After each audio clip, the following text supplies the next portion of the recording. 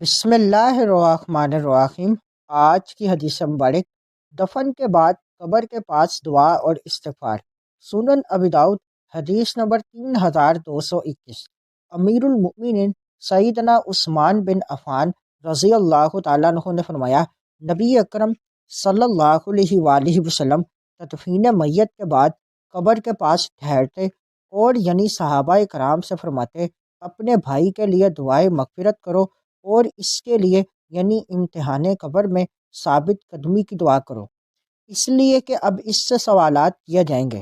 اس حدیث مبارک سے متعدد باتیں معلوم ہوئیں۔ نمبر 1، تدفین کے بعد قبر کے پاس ٹھہر کر تلاوت قرآن، دعا اور استغفار وغیرہ نیک کام کرنا مستحب ہے۔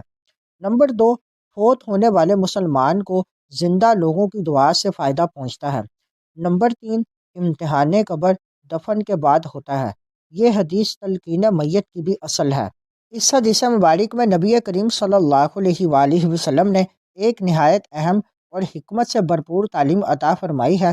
تدفین مکمل ہو جانے کے بعد آپ صلی اللہ علیہ وآلہ وسلم قبر کے پاس کھڑے ہوتے اور صحابہ کرام کو حکم دیتے کہ اپنے بھائی کے لیے مغفرت کی دعا کرو اور اس کے لیے ثابت قدمی کی دعا کرو، کیونکہ اب اس سے سوالات کیے جا رہے ہیں۔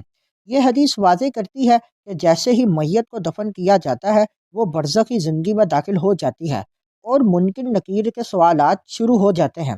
اس لمحے اس سے سب سے زیادہ ضرورت زندہ لوگوں کی دعاؤں کی ہوتی ہے۔ دنیا کا دروازہ بند ہو چکا ہوتا ہے، میت اب کوئی عمل نہیں کر سکتی، ایسے میں صرف 3 چیزیں باقی رہتی ہیں، جن میں سے ایک ہے اولاد یا مسلمانوں کی دعا۔ یہ دعا اس کے لیے نور رحمت، آسانی اور عذاب سے حفاظت کا ذریعہ بنتی ہے۔ اس حدیث مبارک کو مزید آگے دوستوں تک پہنچائیں۔ مزید معلومات کے لیے ہمارے چینل کو لائک اینڈ سبسکرائب کریں۔